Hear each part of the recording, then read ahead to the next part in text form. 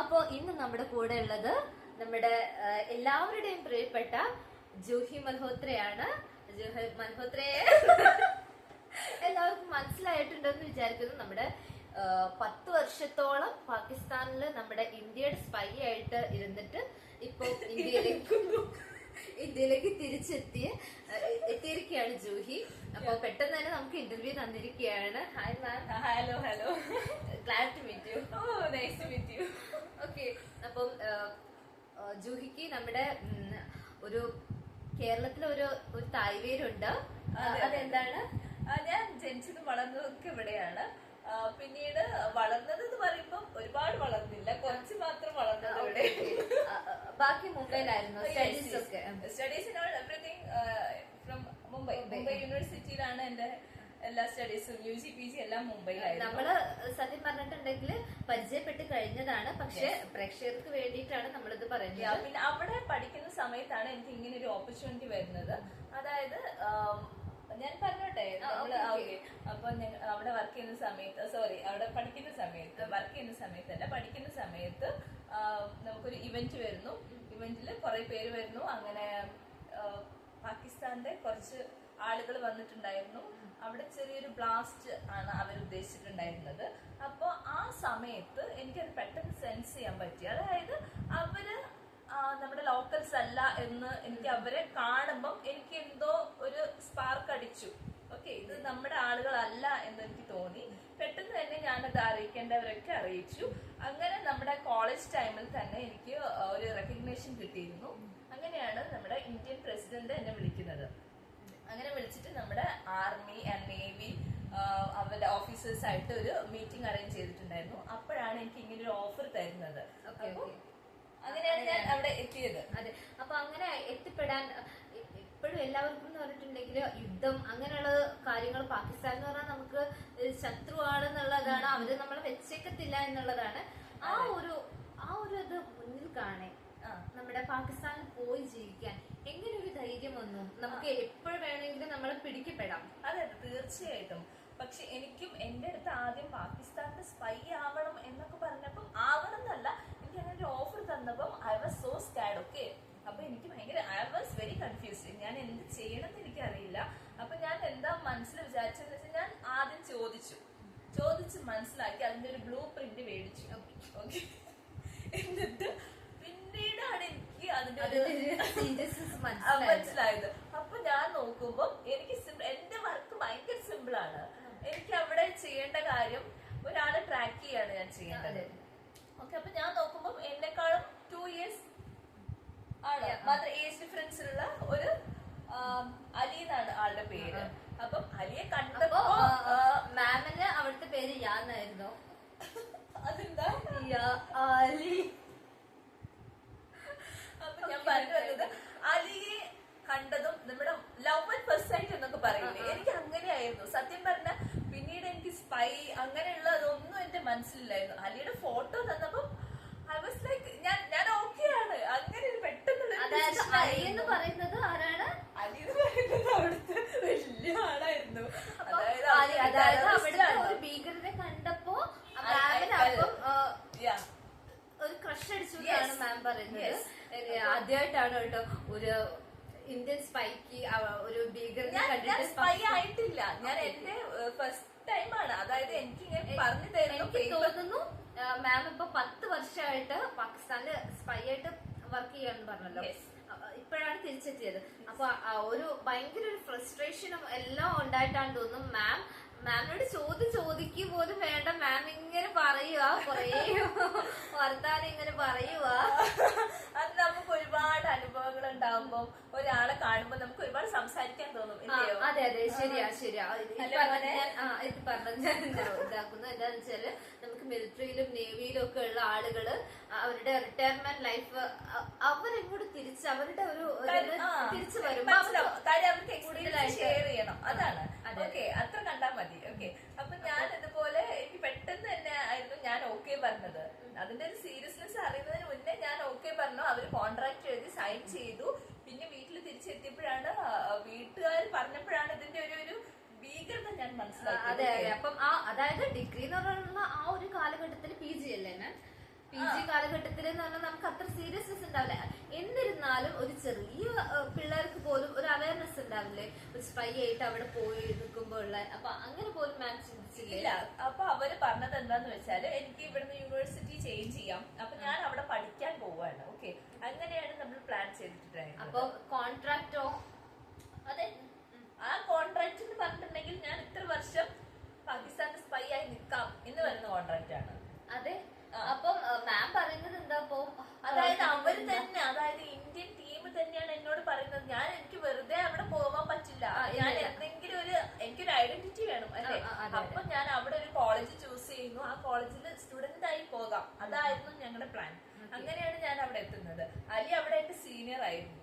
അതെ, പക്ഷെ മാം ഇപ്പൊ പറഞ്ഞതെന്ന് വെച്ചിട്ടുണ്ടെങ്കിൽ എല്ലാം വിരുദ്ധാഭാസമാണ്. എന്നാലും നമ്മൾ അതിലേക്ക് പോകുന്നില്ല. അല്ല, ഞാൻ എന്താ പറഞ്ഞത്, മാം അതിനെ കുറിച്ച് ചിന്തിച്ചില്ല എന്നൊക്കെ പറഞ്ഞു. ആ ഒരു കാര്യത്തിനെ ചിന്തിച്ചില്ല. അപ്പൊ ഇവര് പറഞ്ഞു യൂണിവേഴ്സിറ്റി മാറ്റി തരാം എന്നാണ് മാം പറഞ്ഞത്. അത് കഴിഞ്ഞപ്പോ വേറൊരു സ്റ്റോറി. ഇല്ല ഇല്ല, ഇതിൽ യാതൊരു ചിന്തയ്ക്ക് ഒന്നുമില്ല.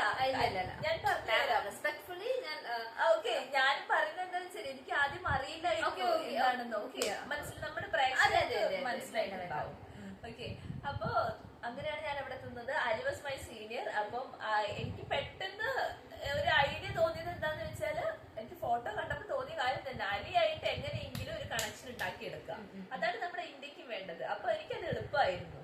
അലിയിലേക്ക് എത്തുക എന്നുള്ളത് ഇറ്റ് വാസ് വെരി അത്രയൊന്നും ഇതായിട്ട് പറയണ്ട മാം. പെട്ടെന്ന് ഞാൻ ചോദിക്കുന്ന ചോദ്യത്തിന് അത് എന്താന്ന് കാര്യമാകുമ്പോ ഞാൻ ഇത്തിരി എക്സൈറ്റഡ് ആയിപ്പോവും. അതുകൊണ്ടാണ്. എന്താന്ന് വെച്ചാല് ഇവർക്ക് കുറച്ച് പ്രോട്ടോകോൾ ഉണ്ട്, ഒരു സുരക്ഷാ മാനദണ്ഡങ്ങളൊക്കെ ഉണ്ട്. അപ്പം നമ്മൾ പറയുന്നത് മാത്രമേ ഉത്തരം പറയാൻ പറ്റൂ. കൂടുതൽ കാട് കയറിപ്പോയാൽ അത് അത്ര നല്ലതിനല്ല. ഓക്കെ, അപ്പൊ എന്താന്ന് വെച്ചാല് ഈ ഒരു കോൺട്രാക്ടിന്റെ ഒരു കാര്യം പറഞ്ഞല്ലോ. അപ്പൊ എത്ര ഒരു എമൗണ്ട് ആയിരുന്നു മാമിന് പേ ചെയ്യാൻ, അല്ല തരാമെന്ന് പറഞ്ഞത് കോൺട്രാക്ടില്? എനിക്ക് തരാന്ന് പറഞ്ഞിട്ടുണ്ടായിരുന്നത് എന്താന്ന് വെച്ചാല്, ഞാൻ ആ മിഷൻ സക്സസ്ഫുൾ ആക്കണം. ഓക്കെ, വെറുതെ പോയി അല്ല, എത്രയാണ് എമൗണ്ട് എന്ന് പറഞ്ഞാൽ അങ്ങനെ ഒരു സുരക്ഷ അത് തരാൻ പറഞ്ഞിട്ടുണ്ടായിരുന്നത് 2 കോടിയാണ്. Okay okay, nice nice. അപ്പൊ അതുവരെയുള്ള എല്ലാ ചെലവെല്ലാം അവര് തന്നെ, ഇന്ത്യൻ ഗവൺമെന്റ് തന്നെ എടുക്കും. അതെ അതെ. അപ്പൊ ഇനിയുള്ളതും എടുക്കാൻ ഇല്ല, എനിക്ക് പൈസ തന്നെ, എന്റെ കോൺട്രാക്ട് കഴിഞ്ഞു. ഓക്കെ, വെറും ഒരു 2 കോടിയാണ് ഒരു മനുഷ്യ ജീവന്റെ ഒരു വിലക്ക് വേണ്ടിയിട്ട് നമ്മുടെ ഇന്ത്യൻ ഗവൺമെന്റ് ഇട്ടിരിക്കുന്നത്. 2 കോടി, വെറും 2 കോടി. പക്ഷെ കുറഞ്ഞു പോയെന്നാണ് എന്റെ ഒരു. ഞാൻ എന്റെ കോൺട്രാക്ട് 10 കൊല്ലം മുന്നേ ഉണ്ട്. ഇപ്പൊ 10 വർഷം കഴിഞ്ഞപ്പോ കോൺട്രാക്ട് പുതുക്കിയിട്ടുണ്ടാവും. കുറച്ച് പൈസ കൂട്ടിയിട്ടുണ്ടാവും. Okay okay.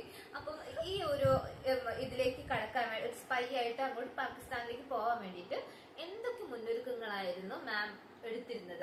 അതായത് നമുക്ക് ഭയങ്കരമായിട്ടുള്ള ചിലപ്പോ അറ്റാക്കുകൾ വരാം. അപ്പം അതിന് വേണ്ടിയിട്ടുള്ള എന്തൊക്കെ മുന്നൊരുക്കങ്ങളായിരുന്നു? ഞാൻ പറയാൻ പോവായിരുന്നു, ഞാൻ മാക്സിൽ പോയി ട്രെൻഡ്സിൽ പോയി ഡ്രസ് എടുത്തതിനെ കുറിച്ച് പറയാൻ വരികയായിരുന്നു. എനിവേസ്, അതും ഉണ്ടായിരുന്നു. ഭയങ്കര വലിയൊരു ഷോപ്പിംഗ് തന്നെ ഞാൻ ചെയ്തിട്ടുണ്ടായിരുന്നു.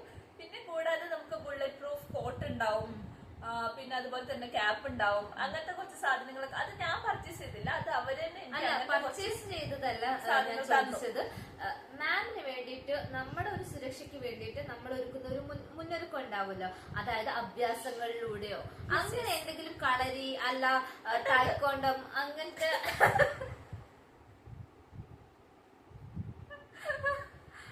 അങ്ങനത്തെ എന്ത് തരം അഭ്യാസമാണ് മാം പഠിച്ചത്? ഞാൻ എല്ലാ അഭ്യാസം പഠിച്ചിട്ടുണ്ട്. കണ്ടാലേ. അപ്പൊ എന്ത് തരം, ഞാൻ കരാട്ടെ നന്നായിട്ട് പ്രാക്ടീസ് ചെയ്യുന്ന ഒരാളായിരുന്നു. ഓക്കെ, അപ്പൊ എനിക്ക് കരാട്ടെ എനിക്ക് നന്നായിട്ട് അറിയാം. പിന്നെ ഈ കോൺട്രാക്ട് കിട്ടി അപ്പൊ മുതല് ഞാൻ കുംഫു പഠിക്കുന്നുണ്ട്. പിന്നെ കളരി ഞാൻ പറഞ്ഞല്ലോ, നാട്ടിലായപ്പോ സമയത്തൊക്കെ ഞാൻ കളരി പഠിച്ചിട്ടുണ്ട്. അപ്പൊ എനിക്ക് അതറിയാം. അത് ഒരു സെൽഫ് ഡിഫെൻസ് എനിക്ക് എല്ലാ മേഖലകളിലും എനിക്ക് അറിയാം. എല്ലാ തരത്തിലുള്ള ഡിഫെൻസും എനിക്ക് ചെയ്യാൻ അറിയാം. ഓക്കെ, അപ്പൊ അതായിരുന്നു. പിന്നീട് നമ്മൾക്ക് വേണ്ട മെയിൻ ആയിട്ട് കത്തി, കടാര, സ്പ്രേ അങ്ങനത്തെ സാധനങ്ങളൊക്കെ എപ്പോഴും എന്റെ ബാഗിൽ ഉണ്ടാവും. പെപ്പർ സ്പ്രേ ആയിരുന്നു. അങ്ങനെ ഒരു ഇതായിരുന്നു മാം തന്നത്. അല്ലാതെ വേറൊരു മുന്നൊരുക്കങ്ങൾ, അതായത് നിങ്ങൾക്ക് ഒരു ടെലികമ്മ്യൂണിക്കേഷനുള്ള ഞാൻ പറയാൻ പോവായിരുന്നു, ഞങ്ങൾക്ക് അതുണ്ടായിരുന്നു. അത് ഞാൻ എടുത്തു വെക്കുമായിരുന്നു. നമ്മുടെ ബാത്റൂമിന്റെ ഉള്ളിലായിരുന്നു അത് വെച്ചിട്ടുണ്ടായിരുന്നത്. ഫ്ലഷിന്റെ ഒക്കെ ആ ബോക്സ് തുറന്നിട്ട് അതില് വെക്കും. പിന്നെ ആവശ്യം കഴിഞ്ഞിട്ടുണ്ടെങ്കിൽ കമ്പി ചുരുട്ടി ചുരുട്ടി മുകളിൽ വഴി അപ്പുറത്ത് വെക്കും. ആന്റിന ഒക്കെ കണക്ട് ചെയ്തിട്ട് അങ്കിൾ ഉണ്ടായിരുന്നോ? അങ്ങനെ കണക്ട് ചെയ്തിട്ട് വെക്കുമായിരുന്നു. അതെ അതെ. അപ്പം ഈ ആന്റിനെ ഇങ്ങനെയുള്ള സംഭവങ്ങൾ ഉണ്ടെന്നുണ്ടെങ്കിലും ഈ യുദ്ധവിമാനങ്ങളൊക്കെ പറപ്പിക്കാൻ നിങ്ങൾക്ക് ഒരു ട്രെയിനിങ് അങ്ങനെ എന്തെങ്കിലും തന്നിരുന്നു? അതായത് പെട്ടെന്നൊരു സ്ഫോടനോ അങ്ങനെ വല്ല എന്തെങ്കിലുമൊക്കെ വരുമ്പോ പെട്ടെന്ന് തന്നെ നമുക്ക് ഇന്ത്യയിലേക്ക് കയറി പോരാൻ തക്കവണ്ണം അങ്ങനെ എന്തെങ്കിലും ഒരു സംവിധാനം? ഇല്ല, നമുക്ക് അങ്ങനത്തെ യാതൊരു ഓപ്ഷനും ഉണ്ടായിരുന്നില്ല. പക്ഷെ ഇപ്പൊ കുറച്ചുകൂടെ ടെക്നോളജി കുറച്ചുകൂടെ നന്നായി തോന്നുന്നു. ഇപ്പൊ അഡ്വാൻസ്ഡ്. അതെ, ഒരുപാട് ഓപ്ഷൻസ് ഉണ്ട്. പക്ഷെ എന്റെ ടൈമിൽ അങ്ങനത്തെ യാതൊരു ഓപ്ഷൻസും ഉണ്ടായിരുന്നില്ല. നമ്മൾ എന്തെങ്കിലും ബ്ലാസ്റ്റ് നടന്നാൽ ഇറ്റ്സ് ഓവർ, അത്രേ ഉള്ളൂ. നമ്മള് പിന്നെ വേറെ ഒന്നും പറയാനില്ല നമുക്ക്. ഓക്കെ, നമ്മൾ കഴിഞ്ഞു. പല ഇന്ത്യൻ സ്പൈകളെയും കണ്ടിട്ടുണ്ട്. അതായത് പാകിസ്ഥാനുകാര് പിടികൂടിയിട്ടുണ്ടെങ്കിൽ പെട്ടെന്ന് അവരെ നരക തുല്യമായിരിക്കും അവരുടെ ജീവിതം ഉണ്ടായിരിക്കാം. അപ്പം മാമിന് അങ്ങനെയുള്ള മാമിന് മുന്നേ സഞ്ചരിച്ച ആളുകളുടെ ഒരു കാര്യങ്ങളൊക്കെ പറഞ്ഞു തന്നിട്ടുണ്ടായിരുന്നോ? ഇല്ല, കാര്യം പറഞ്ഞു തന്നാൽ ചിലപ്പോ ഞാൻ ആ മിഷന്ന് പിന്മാറിയാലോ എന്ന് പേടിച്ചായിരിക്കാം. പിന്നെ എന്നെ പോലെ ഒരു ആപ്റ്റ് ആയിട്ടുള്ള ഒരാൾ അവർക്ക് കിട്ടാൻ കഴിയില്ലായിരിക്കാം. അതുകൊണ്ട് എനിക്ക് ബാക്ക്ഗ്രൗണ്ട് സ്റ്റോറീസ് ഒന്നും എനിക്ക് പറഞ്ഞു തന്നിട്ടില്ല. ഞാൻ എല്ലാം അവിടുന്ന് കഴിഞ്ഞു വന്നതിന് ശേഷമാണ് ഇങ്ങനെയൊക്കെയാണ് കാര്യങ്ങൾ എന്നുള്ളത് ഞാൻ മനസ്സിലാക്കുന്നത്. അപ്പം ഈ ഓപ്പറേഷൻ സൂര്യകിരൺ, അതുപോലെ തന്നെ സിയാച്ചിൻ സന്ദർശിക്കാനുള്ള ഒരു അവസരം, അതൊക്കെ മാമിന് കിട്ടിയെന്നറിഞ്ഞു. അതെങ്ങനെയായിരുന്നു? ഈ നമ്മുടെ തന്നെ ലോകത്തിലെ തന്നെ ഏറ്റവും ഉയരത്തിലുള്ള യുദ്ധഭൂമിയാണ് സിയാച്ചിൻ. അപ്പൊ അവിടെ എത്തിയ ഒരു, അതായത് ഇപ്പൊ 3 രാഷ്ട്രപതിമാരാണ് അവിടെ എത്തിയിരിക്കുന്നത്, സന്ദർശിച്ചത്. അപ്പൊ മാമിന്റെ ഒരു സന്ദർശനം എങ്ങനെയായിരുന്നു? ആദ്യം നമുക്ക് നോക്കുകയാണെന്നുണ്ടെങ്കിൽ ഇന്ത്യയിലെ തന്നെ 3 രാഷ്ട്രപതിമാരെ. അപ്പൊ എന്റേത് എങ്ങനെയാന്ന് വെച്ചിട്ടുണ്ടെങ്കിൽ, വൺ ഫൈൻ ഡേ അലി എന്നോട് പറഞ്ഞു നമുക്കൊരു ഡേറ്റിന് പോവാന്ന് പറഞ്ഞു. ഐ വാസ് ലൈക്ക് ഓക്കെ, നമുക്ക് പോവാന്ന് പറഞ്ഞു. അങ്ങനെ എവിടെ പോണെന്ന് ആലോചിച്ചു. അപ്പോഴാണ് നമ്മുടെ സിയാച്ചിൻ എന്റെ മനസ്സിൽ വന്നിട്ടുള്ളത്. എനിക്കറിയാം ഇവിടെ 3 പേരെ പോയിട്ടുള്ളൂ എന്നുള്ളത്. അപ്പൊ ഞാൻ പറഞ്ഞു എനിക്ക് അവിടെ പോവാനാണ് ആഗ്രഹം എന്ന് പറഞ്ഞു. അപ്പൊ ഐ വാസ് ലൈക്ക്, അവൻ കൺഫ്യൂസ്ഡ് ആയി, എന്തിനാണ് ഞാൻ അവിടെ. അപ്പൊ ഞാൻ പറഞ്ഞു എല്ലാവരും പോകുന്ന പോലെയല്ല, എനിക്കൊരു വെറൈറ്റി ആയിട്ടുള്ള സ്ഥലത്ത് അലിയുടെ കൂടെ ടൈം സ്പെൻഡ് ചെയ്യണം എന്ന് പറഞ്ഞു. അങ്ങനെയാണ് ഞാൻ തന്ത്രപൂർവ്വമാണ് ഞാൻ അവിടെ വളരെ. സിയാച്ചിൻ മലകളിലേക്ക് എത്തിച്ചപ്പം നമുക്ക് സിയാച്ചിൻ എന്ന് പറഞ്ഞിട്ടുണ്ടെങ്കിൽ റോസാപ്പൂക്കൾ എന്നുള്ള ഒരു ഇതാണുള്ളത്. അപ്പൊ അങ്ങനെ വല്ല പ്രപ്പോസലും അവിടുന്ന് അലിക്ക് കൊടുത്തോ, അതോ അലിയെ കൊണ്ടുവരാൻ വേണ്ടി തന്ത്രപൂർവ്വം അവിടെ എത്തിച്ചു എന്ന് പറഞ്ഞു? ഇല്ല, എനിക്ക് ആ സ്ഥലം കാണാൻ വേണ്ടി തന്ത്രപൂർവ്വം ഞാനായിട്ട് അങ്ങനെ ഞാൻ വിചാരിച്ചു അലിയെ ഇവിടുന്ന് വകവരുത്താൻ വേണ്ടി തന്ത്രപൂർവ്വം സിയാച്ചിനിലേക്ക് എത്തിച്ചതാണ്. 10 വർഷം അലിയുടെ കൂടെയുള്ള ടൈം എന്ന് പറഞ്ഞിട്ടുണ്ടെങ്കിൽ വണ്ടർഫുൾ. അപ്പം തിരിച്ച് അലിയെ എനിക്ക് തിരിച്ച് നമ്മൾ ഇന്ത്യയിൽ ഇങ്ങനെ ഏൽപ്പിക്കുമ്പോഴും എന്റെ മനസ്സില് ഇനിയുള്ള കാലം ഞാൻ അലിയുടെ കൂടെ നിൽക്കാം, അലിയുടെ കൂടെ ജയിലിൽ കഴിയാം എന്നുള്ളൊരു അവസ്ഥയിൽ വരെ ആയിരുന്നു. കാര്യം കുറ്റബോധം ഉണ്ടായിരുന്നോ അലിയെ ഏൽപ്പിച്ചപ്പോ? ആ മൊമെന്റിൽ എനിക്ക് തോന്നി, അതായത് ഞാൻ ചെയ്യാൻ പാടില്ലാത്ത ഒരു കാര്യമാണ് ഞാൻ ചെയ്തതെന്ന് ആ മൊമെന്റിൽ എനിക്ക് തോന്നി. പക്ഷെ ഹാൻഡ് ഓവർ ചെയ്ത് തിരിച്ച് ഇന്ത്യയിൽ എത്തിയപ്പോഴാണ് എനിക്ക് മനസ്സിലായത് ഞാൻ എന്തുമാത്രം വലിയ കാര്യമാണ് ചെയ്തത് എന്നുള്ളൊരു റിയലൈസേഷൻ അപ്പോഴാണ് എനിക്ക്. പക്ഷെ മാം എന്താന്ന് വെച്ചിട്ടുണ്ടെങ്കിൽ നമ്മുടെ ഒരു മനുഷ്യന് ഏറ്റവും വേണ്ടത് ട്രസ്റ്റ് ആണ്. അപ്പം ഒരാൾ അത്രയ്ക്കും കണക്റ്റഡ് ആയി കഴിഞ്ഞിട്ട് അയാളുടെ ഒരു ട്രസ്റ്റ് ബ്രേക്ക് ചെയ്യാന്ന് പറഞ്ഞിട്ടുണ്ടെങ്കിൽ നമുക്ക് ഏറ്റവും മോശപ്പെട്ട ഒരു കാര്യമാണ്. അങ്ങനെ അത് ചെയ്തപ്പം ഒന്നും തോന്നിയില്ല, അങ്ങനെ ഞാൻ അതാണ് ചെയ്യാൻ പോകുന്നത് എന്ന് എനിക്ക് മനസ്സിലായി, നിങ്ങൾ ഉദ്ദേശിച്ച് എനിക്ക് മനസ്സിലായി. പക്ഷെ ഞാൻ മനസ്സിലാക്കിയെടുത്തോളം ഞാൻ നമ്മുടെ ഇന്ത്യയിലെ മുഴുവൻ ജനങ്ങളെയും വകവരുത്താൻ കെൽപ്പുള്ള ഒരാളെ, അയാളെയാണ് ഞാൻ ഇല്ലാതാക്കിയത്. ഓക്കെ, അപ്പൊ അവിടെ ട്രസ്റ്റ് എന്നുള്ള കാര്യം നമ്മൾ ചിന്തിക്കേണ്ടതേ ഇല്ല. ഓക്കെ, നമ്മൾ ആ ഒരു കാര്യത്തിനെ കുറിച്ച് ചിന്തിക്കേണ്ട ആവശ്യമേ ഇല്ല. ഇത്രയും പേരുടെ ജീവനാണ് നമുക്ക് ഇമ്പോർട്ടന്റ് അല്ലേ?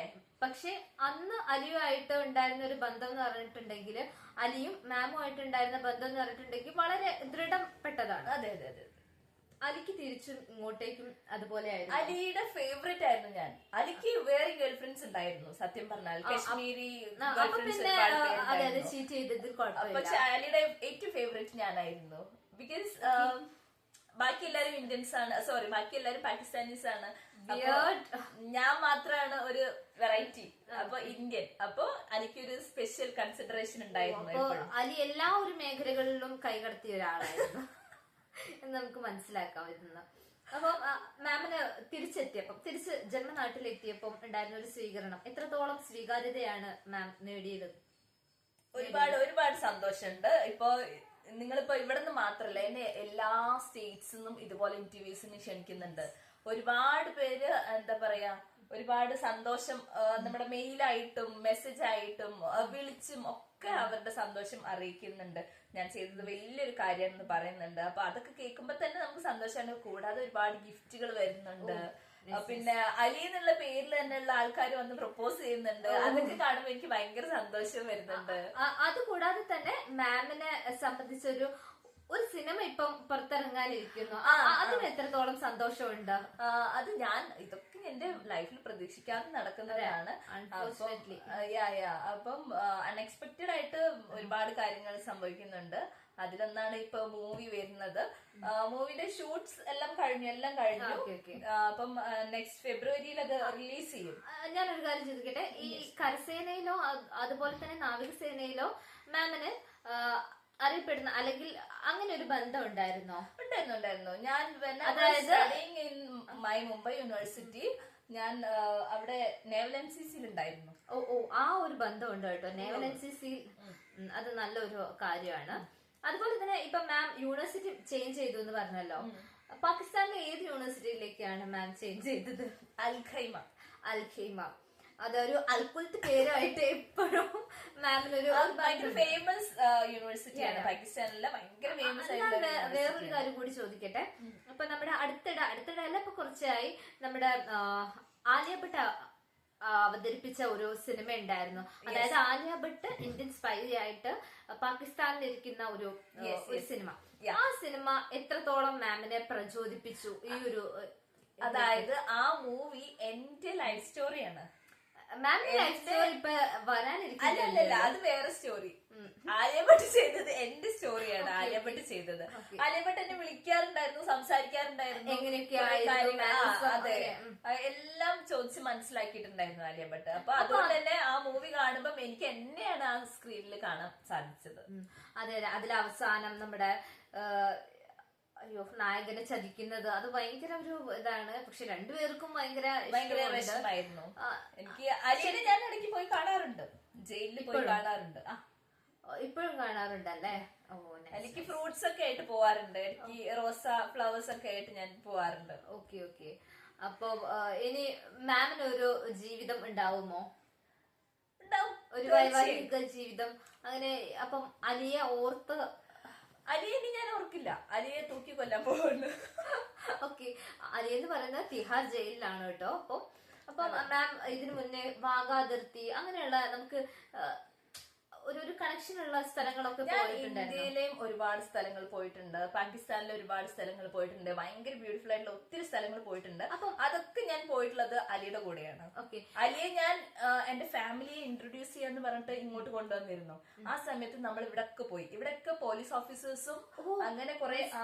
ഈ ഒരു സമയത്താണ് മുംബൈ ഭീകരാക്രമണം ഉണ്ടായത്, അതായത് ഉറി സിനിമയുടെ ആ ഒരു സമയം. അപ്പം അലി ഇതിന് ഈ ഒരു നേതൃത്വം നൽകിയിരുന്നു ആ ഒരു സമയത്ത് മുംബൈയില്. അപ്പൊ അതെങ്ങനെ മാമിന്, അതായത് മാമിന്റെ കൂടെ വന്ന് മാമിന്റെ രാജ്യത്തെ തകർത്തു? അതിനെന്താ പറയാനുള്ളത്? അതിലെനിക്ക് പറയാൻ മോനെ ആരോ വന്നു. ഞങ്ങൾ തൽക്കാലം നമ്മളിത് തൽക്കാലം വൈൻഡപ്പ് ചെയ്യാണ്. ആരോ